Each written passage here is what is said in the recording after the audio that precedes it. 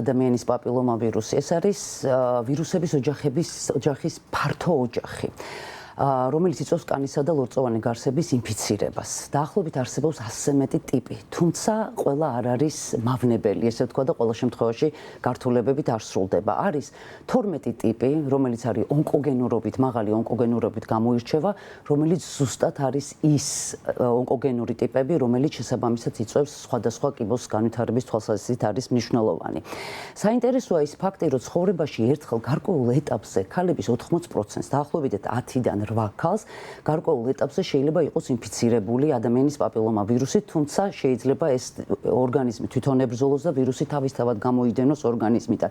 საშიში არის, როდესაც საუბრობთ ჩვენ მაღალი რისკის, ანუ მაღალი ონკოგენური ტიპის ვირუსებზე, ეგრეთ წოდებული HPV 16 და 18 და მოგვიანებით ვისაუბრებთ სკრინინგზე, რატომ არის სკრინინგი მნიშვნელოვანი და ადრეული დიაგნოსტიკა, როდესაც ხდება გამოვლენა ზუსტად ტესტებით ამ მაღალი ონკოგენური ტიპების.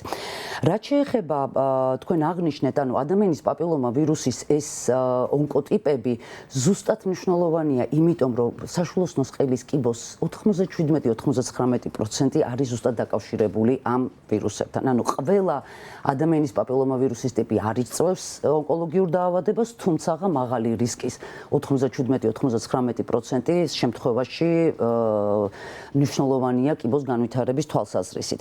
ამიტომაც არსებობს ვაქცინაცია, რომელიც არის ერთ-ერთი ყველაზე ეფექტური საშუალება იმისთვის, რომ ავიირიდოთ თავიდან საშვილოსნოს ყელის კიბოს ონკოლოგიური დაავადება. ქალბატონო ნატალია, თქვენ ვაქცინაცია ახსენეთ, ამასთან დაკავშირებით ოდნავ მოგვიანებით გკითხავთ, თუმცა იქამდე მინდა უფრო დეტალურად ჩავშალოთ აი ეს რისკ ჯგუფები, რომლის შესახებაც თქვენ ახლახან ისაუბრეთ მეტნაკლებად და ასევე როგორ უნდა დავიცვათ თავი და თქვენ ასევე საუბრისას ახსენეთ სკრინინგი, აი ამის მნიშვნელობასაც რომ გავამახვილოთ ყურადღება.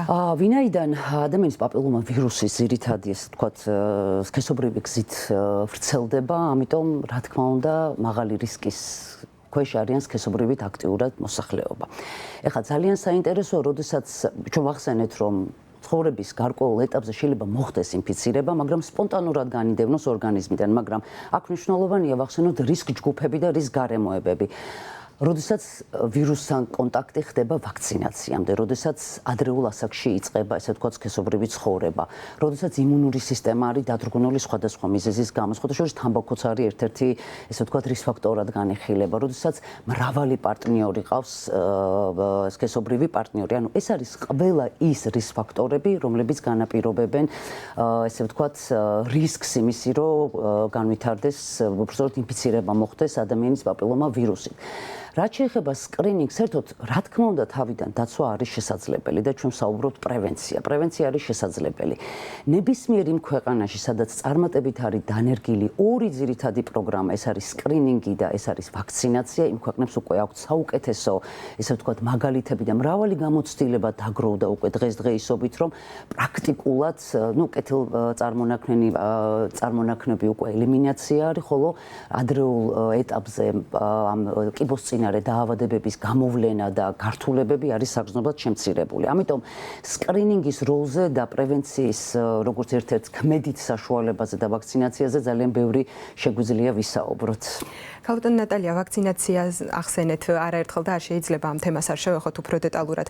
რომელი ვაქცინა არის საქართველოში ხელმისაწვდომი, ვის შეუძლია აიცრას, როგორია ამ შემთხვევაში საერთაშორისო გამოცდილება და საქართველოში აცრის მაჩვენებელი როგორი გვაქვს? კი ბატონო, დავიწყებ საერთაშორისო გამოცდილებით, იმიტომ რომ ეს არის უკვე აღიარებული მსოფლიო ჯანდაცვის ორგანიზაციის მიერ. ძალიან დიდი რეკომენდაცია და რეკომენდაცია განსაკუთრებით ებრძნება იმას, რომ სანამ გოგონებში და მოზარდებში სქესობრივად გააქტიურება მოხდება, რომ მოხდეს ესე ვთქვათ ვაქცინაცია. რაც შეეხება სხვადასხვა საქართველოში არის ძალიან კარგი ესე ვთქვათ შედეგები იმ თვალსაზრისით, რომ ერთ-ერთი პიონერი ქვეყანაა საქართველო თავის დროზე, როდესაც მოხდა ვაქცინაციის და სკრინინგის პროგრამის დანერგვა. ერთ-ერთი პიონერი ამ რეგიონში, ცენტრალური აზიის, აღმოსავლეთ ევროპის და ცენტრალური აზიის და სხვადასხვა უნდა აღვნიშნო, რომ ყელის, საშვილოსნოს ყელის კიბო ეს არის ის გამონაკლისი ავთვისებიანი სიმსივნეებს შორის, რომლის ლოკაცია არის ისეთი, რომლის თავიდან აცილება შეიძლება როდესაც წარმატებით არის დანერგილი სკრინინგი და ვაქცინაცია და რატომ არის მნიშვნელოვანი.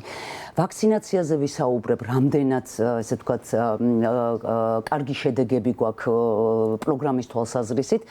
უახლესი რეგულაციების მიხედვით არსებობს, ესე იგი შესაძლებელია გოგონებსა და ქალებში 10-დან 45 წლის ჩათვლით, ბიჭებსა და მამაკაცებში 10-დან 26 წლის ჩათვლით, მაგრამ ეროვნულ კალენდარში ასაკობრივი ინტერვალი არის 10, 11, 12, როგორც გოგონებში, ასევე ბიჭებში.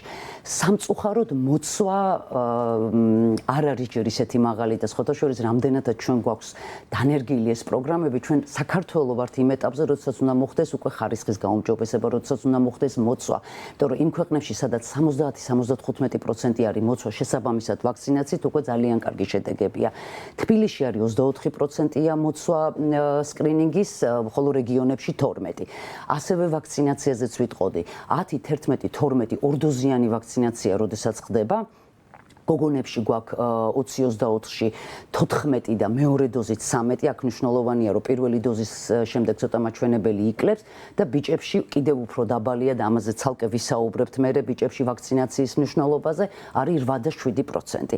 რაც შეეხება სხვა ასაკობრივ ჯგუფს, რომელიც ეროვნულ კალენდარში არ არის, თუმცა უფასოდ არის ხელმისაწვდომი ეს ვაქცინაცია, ქალების 15,000 რაოდენობრივად არის ვაქცინირებული, ხოლო მამაკაცების 5,000 მხოლოდ და ძალიან მნიშვნელოვანია მონაცემების გაზრდა. აი ამასთან დაკავშირებით მინდა უფრო დეტალურად გკითხოთ ქალბატონო ნატალია, იმიტომ რომ საზოგადოებაში ხშირად მუსირებს აზრი იმასთან დაკავშირებით, რომ პაპილომა ვირუსის საწინააღმდეგო ვაქცინაციით აცრა მხოლოდ გოგონებისთვის არის საჭირო და ბიჭებისთვის არა. აი ცნობიერება როგორია მოქალაქეების ამ საკითხთან მიმართებით, რამდენად ორივე საცრა არის საჭირო და აქვე კითხავთ, რა არის ის მთავარი ბარიერი, რის გამოც მოქალაქეები მეტნაკლებად იკავებენ თავს აი ამ აცრისგან დაუშვათ არასაკმარისი ინფორმაცია ან გავრცელებული მითები და ასე შემდეგ.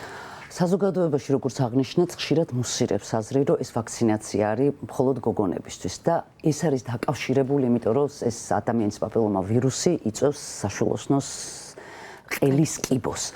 მაგრამ არანაკლებ მნიშვნელოვანია ცნობიერების ამაღლება მამაკაცებში, იმიტომ რომ მამაკაცებში ეს ვირუსიც არის დაკავშირებული სხვადასხვა კიბოს განვითარების რისკთან და ასევე ისინი არიან ინფექციის გადამტანები. შეიძლება სიმპტომურად არ იყოს ეს გამოვლენილი, თუმცა რისკები მაღალია, რომ ინფიცირება მოხდეს პარტნიორის. რაც შეეხება ცნობიერებას, ცნობიერებაზე, საერთოდ ვაქცინაციაზე, როცა საუბრობთ, სამწუხაროდ ერთ-ერთი ყველაზე დიდი ბარიერი არის მითები და შიშები, რომელიც ვაქცინების წინააღმდეგ მოქმედებს, ანუ ეს ანტივაქსერული, ესე ვთქვათ, გარემო. ძალიან მნიშვნელოვანია ცნობიერების ამაღლება, რომელიც შესაძლებლობას მოგცემს ცოდნის გაუმჯობესების და შესაბამისად ეს მოქმედებს უკვე ქცევაზე. ქცევაზე მიიღოს სკრინინგის სერვისები, ქცევაზე აიცრას ვაქცინაცია ჩაიტაროს.